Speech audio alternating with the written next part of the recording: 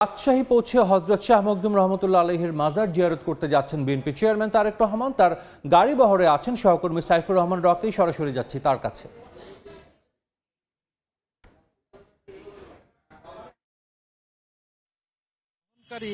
বিশেষ যে বাসটি, সেই বাসটি কিন্তু সমাবেশ স্থলের খুব কাছাকাছি চলে এসেছে। এরই মধ্যে আমরা সিমলা এলাকায় আছি। এর ঠিক এখান থেকে 3 মিনিটের দূরত্বে এই সমাবেশ স্থল। রাজশাহীর ঐতিহাসিক যে মাদ্রাসা মাঠ, আপনারা জানেন বিএনপির চেয়ারম্যান তারেক রহমান এরই মধ্যে রাজশাহীতে আগমন হয়েছে। তার আগমনের পরপরই তাকে বহনকারী যে বিশেষ বাসটি, এই বাসটি আসলে তাকে নিয়ে সমাবেশস্থলের কাছাকাছি পৌঁছে গেছে। তিনি কিন্তু এই সমাবেশস্থলে বক্তব্য দেওয়ার আগে এখান থেকে তিনি শাহ মখদুম রাদিয়াল্লাহু আনহুর মাজার তিনি জিয়ারত করার কথা রয়েছে এবং সেই মাজার জিয়ারত করার পরপরই তিনি সমাবেশ স্থলে তিনি বক্তব্য রাখার কথা রয়েছে। তার বক্তব্য শোনার জন্য অধীর আগ্রহে সকাল থেকে শত শত নেতাকর্মী কিন্তু এখানে অপেক্ষা করছেন। শত শত নেতাকর্মীরা তার দিক নির্দেশনামূলক বক্তব্য শোনার জন্য এখানে অপেক্ষা করছেন। আমরা বিশেষ করে শাহ মখদুম বিমানবন্দর থেকে যখন বিমানবন্দরটি তাকে বিশেষ বহনকারী যে বিমান সেটি যখন পৌঁছায়, তারপর থেকে নেতাকর্মীদের উচ্ছ্বাস আরও অনেক গুণ বৃদ্ধি পেয়েছে। আমরা দেখেছি তাকে এক নজর দেখার জন্য তারা কিন্তু উদ্গ্রীব হয়েছিল।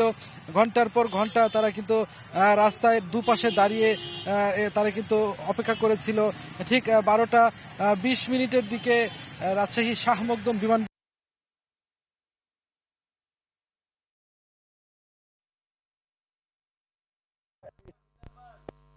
বর্ণালীর কিন্তু লক্ষ্মীপুর ঘুরে এই তার যে সমাবেশ স্থল, ঠিক এই সমাবেশ স্থলের কাছে কিন্তু এখন চলে এসেছে। একেবারে সমাবেশ স্থলের এইখানে আমরা দেখতে পাচ্ছি হাট হয়ে বর্ণালীর মোড় হয়ে কিন্তু লক্ষ্মীপুর ঘুরে এই তার যে সমাবেশ স্থল, ঠিক এই সমাবেশ স্থলের কাছে কিন্তু চলে এসেছে।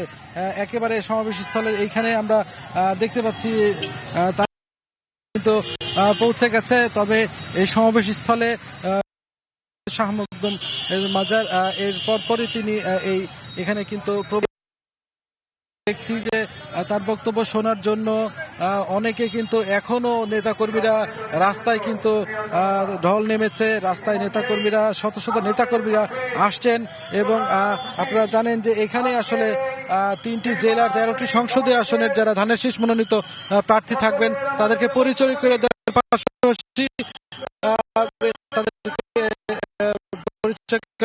পাশাপাশি ভোট চাইবেন তিনি এবং তাদের নেতাকর্মীদের দিক নির্দেশনামূলক বক্তব্য রাখবেন।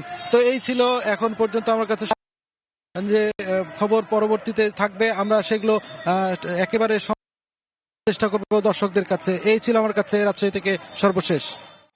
রাজশাহী পৌঁছে হযরত শাহ মখদুম রাদিয়াল্লাহু আনহুর মাজার জিয়ারত করতে গেছেন বিএনপি চেয়ারম্যান তারেক রহমান। আমরা তখন সরাসরি ছিলাম সেখানে। এবার